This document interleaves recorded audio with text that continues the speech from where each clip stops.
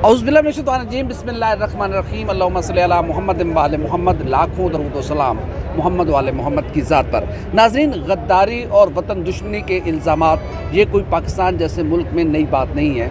न जाने किस किस शख्सियत पर, न जाने किस किस मुहिब वतन पर, जिसको बाद में तारीख़ ने मुहिब वतन साबित किया, उन पर गद्दारी के मुकदमात कायम हुए।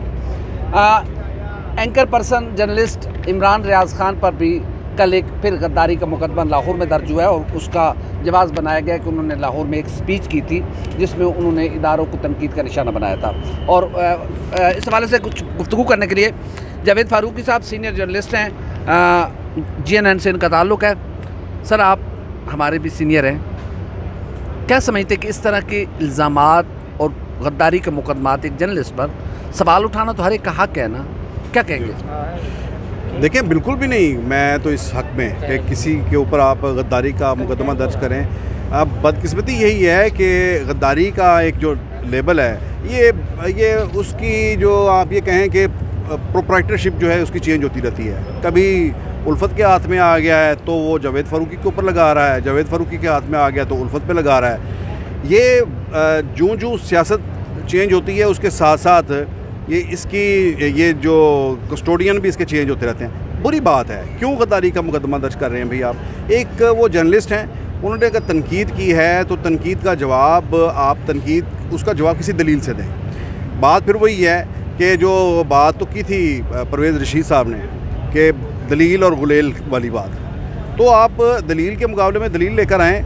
ये तो गुलेल क्या, ये तो मैं समझता हूँ एक तो परवेज़ रशीद साहब की बात भी सही साबित हुई कि दलील जीती है, गुलेल नहीं जीती। अब देख ना, शहबाज शरीफ साहब का इक़्तिदार में आना, इसका मतलब है कि गुलेल हारी, दलील जीती। बिल्कुल सही बात है। हम तो यही कहते हैं कि तब भी गुलेल चल रही थी, दलील नहीं थी, गुलेल चल रही थी। आप अपने सियासी मुखालिफिन को खामोश कराने के लिए आप उन्हें मुकदमात में उलझा रहे थे, जेल, पुलिस, छापे, मार धाड़। अगर उसी की कंटिन्यूटी रहनी है तो फिर इसका मतलब यह है कि हमने तो फिर झक मारी पिछले तमाम अरसे में।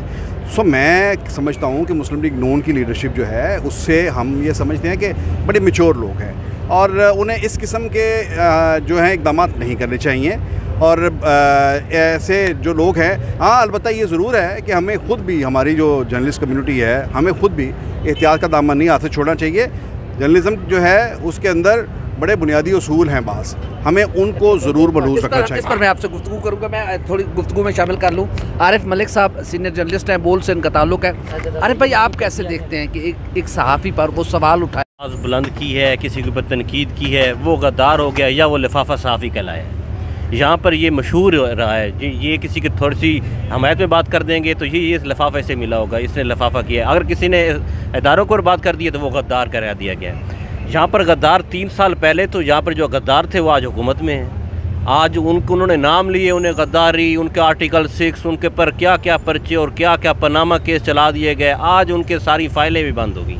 आज वो ठीक है। आप वही जर्नलिस्ट, ये वही लोग थे जो जिनके ऊपर आज गद्दारी के पर्चे करवा रहे हैं। यही लोग फाइलें उठा के कहते थे कि ये लोग हैं। माजी के सारे मुहिब वतन, कोई बरतानिया बैठा हुआ है, कोई ऑस्ट्रेलिया के बीच में मज़े कर रहा है, तो मुहिब वतन तो बेचारे गद्दार बल्कि यहीं बैठे हुए हैं। बाकी छोड़े, यहाँ पे मुशर्रफ के ऊपर गद्दारी का चलता रहा, ट्रायल होता रहा, आर्टिकल 6 उसके ऊपर लगा रहा, वो बाहर चला गया। क्या इधर गद्दारी की क्या तारीफ़ कर सकते हैं? इधर शादरा में पर्चा हो गया, इसके ऊपर ज़ुबैर उमर के ऊपर गद्दारी का पर्चा हो गया। वहाँ पे वो गया, वहाँ पे कुछ भी नहीं हुआ, गद्दारी के पर्चे।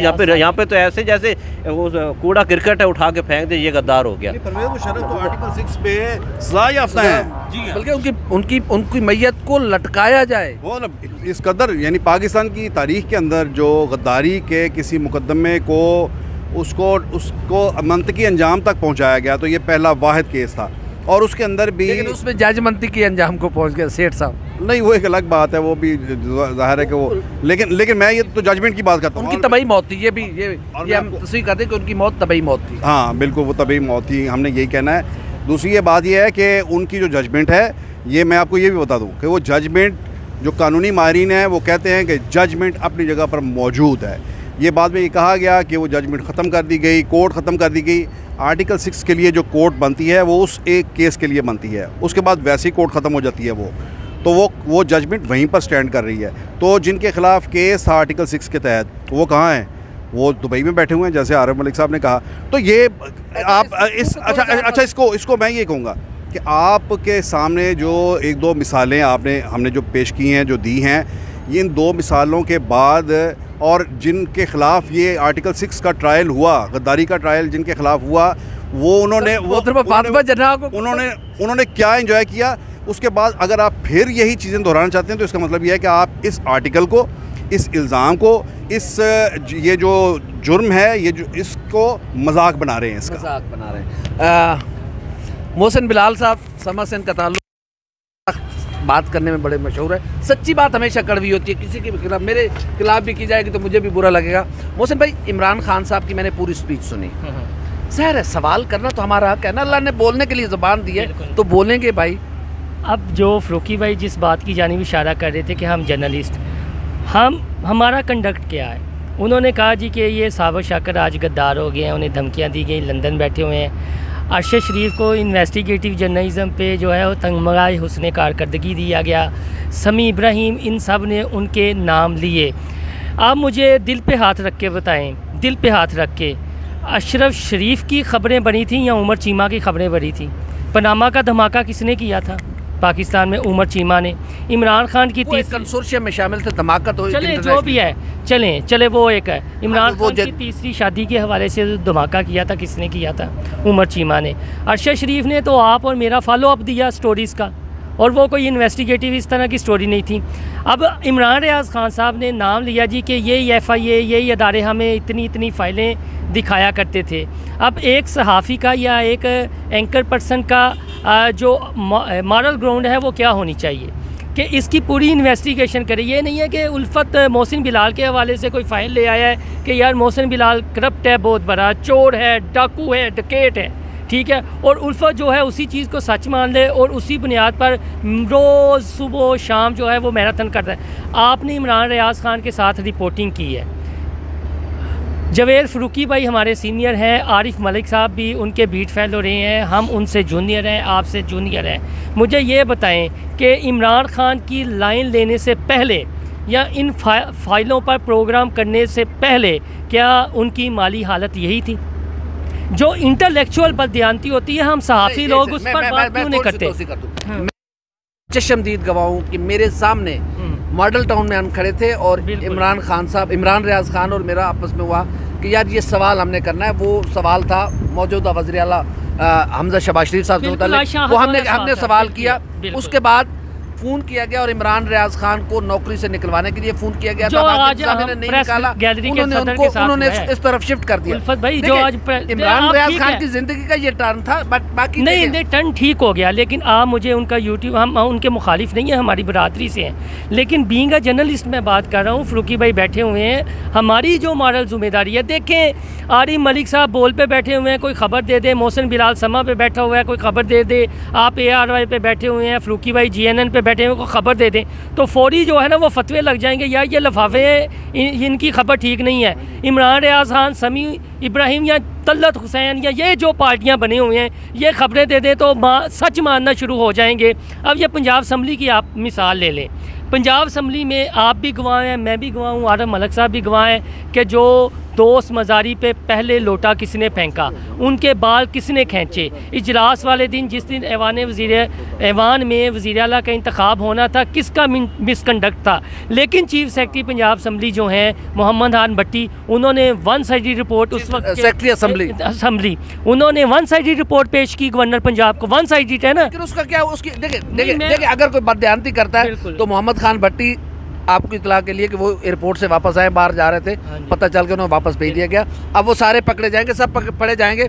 जावेद भाई से बात करते हैं। जावेद साहब, उन्होंने कहा है कि हमें, आपने कहा कि अब इसराइल को कैसे हम तस्लीम कर लें। भाई आपने कहा था कि जो फ़लस्तीन की आज़ादी की जंग लड़ेगा वो शहीद होगा, जन्नती होगा। अब आप कह रहे हैं इसराइल को तस्लीम करो। इस तरह की बातें क्या गद्दारी हैं? नहीं, ये मेरा नहीं ख्याल कि इस किस्म की बातें गद्दारी हैं। दुनिया के अंदर अब ये जो परसों तरसों मीटिंग हुई है, तमाम आपका जो खलीजी ममालिक हैं वो बैठे हुए हैं, इसराइल के साथ बैठे हुए हैं और उनके साथ बातचीत उनकी चल रही है। आप दुनिया में अगर भारत के साथ आप मुज़ाकरात कर सकते हैं, आप किसी भी मुल्क के साथ मुज़ाकरात कर सकते हैं, तो ये देखिए हमारी सोसाइटी का यही एक बहुत बड़ा एक डायलेमा है। आप जितने जमूत का शिकार आप है, मेरा ख्याल दुनिया में इस वक्त कोई मुल्क नहीं है जहाँ पर आप दूसरी सोच के ऊपर वैसे ही ताले लगा देते हैं। आप कहते हैं कि इसके बाद आप बात ही नहीं कर सकते। अच्छा, अगर किसी ने कहा है कि इसराइल से बात होनी चाहिए, तो क्या जाके उसने इसराइल का जो है वो कोई अवार्ड अपने गले में डाल लिया? सर एक सेकंड, मैं बड़ा हो रहा था तो मुझे हाथ पकड़ के मेरे बड़ों ने कहा कि बेटा इस दरख्त के करीब नहीं जाना, ये बहुत बुरा दरख्त है। जब मैं बड़ा हो जाता हूँ तो मेरे बड़े कहते हैं कि इस दरख्त को गले लगाओ। तो मेरी तो परवरिश हुई है कि भाई ये दुश्मन है, इसको तस्लीम करना मेरे ईमान के खिलाफ है। तो अब मैं कैसे करूँ? मेरा तो कोई कसूर नहीं, मेरे बड़ों का कसूर है ना। और वही आप मुझे कह रहे हैं कि इनको गले लगाओ। यही तो मैं कह रहा हूँ कि परवरिश ही गलत हुई है, कि परवरिश ही गलत हुई है ना। ये आपने सोसाइटी गलत माइंडसेट के साथ आप तैयार कर रहे हैं। आप स्टेगनेट कर रहे हैं जहनों को भी और अपने मुआशरे को भी एक जगह पर खड़ा कर रहे हैं। दुनिया में कभी भी कोई मुल्क जो है उसकी खारजा पॉलिसी वो जामद नहीं होती, स्टेगनेट नहीं होती, वो मूव करती रहती है। अपने हर मुल्क की खारजा पॉलिसी जो है वो उसके अपने मफादात के ऊपर मबनी होती है।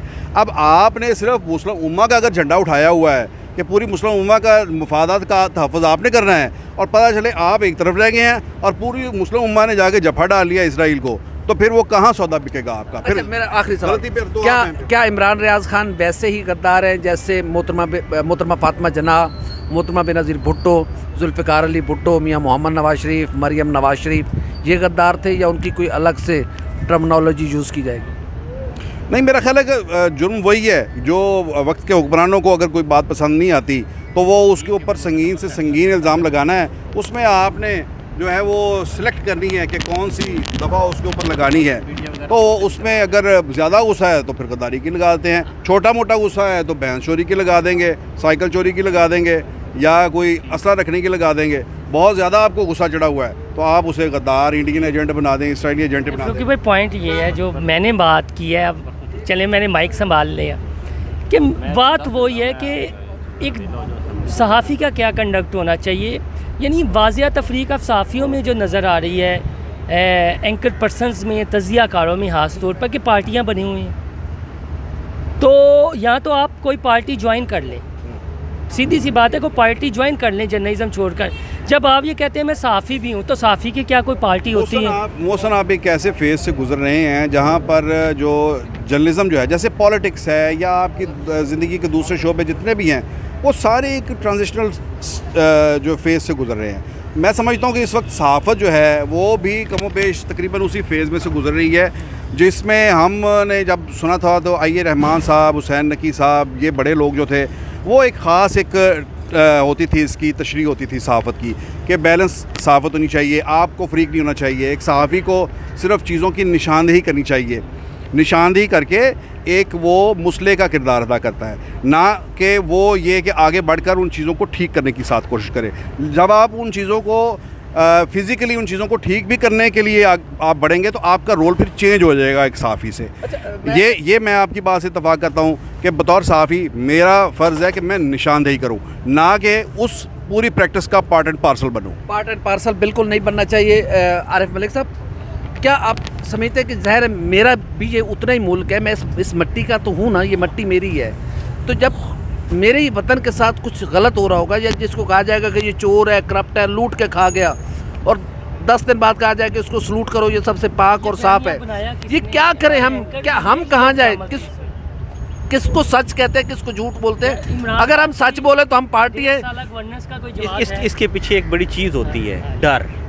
जो डर है ना, ये इंसान को ले दे बैठता है, उस इंसान के बच्चों से लेकर उस इंसान तक। जब ये डर पैदा कर देते हैं तो डर की वजह से इंसान अपना बयान भी बदल देता है, अपना ज़मीर भी बदल देता है, अपना ईमान भी बदल देता है। तो ये इस मुल्क में होता रहा है, यहाँ से टॉप से लेकर टो से लेकर बॉटम से लेकर ऊपर तक यही काम होता रहा है, अभी तक यही हो रहा है। आपके सामने है, यहाँ हमने 3 साल पहले हमने ऐसे लीडर देखे जो यहाँ पर अकबर अलाहाबादी के शेर पढ़ते हुए गुजरते थे। सुना है अकबर से अहले गैरत ने यही, जीना अगर जिल्लत से हो तो मरना अच्छा, ये कहते हुए निकल गए। और लेकिन वो मरने की आड़ में ज़िंदगी मांग रहे थे। ज़िंदगी का नाम इक़्तिदार है। बहुत शुक्रिया जावेद फारूक। कहूँगा वो जो आरिफ मलिक साहब ने कहा ना कि डर, ये एक टूल होता है बाकायदा। आप किसी एक बंदे को ऐसी इबरत की मिसाल बना दें, उसके ख़िलाफ़ केस इतने बना दें कि बाकी उससे क्या फ़र्क पड़ेगा?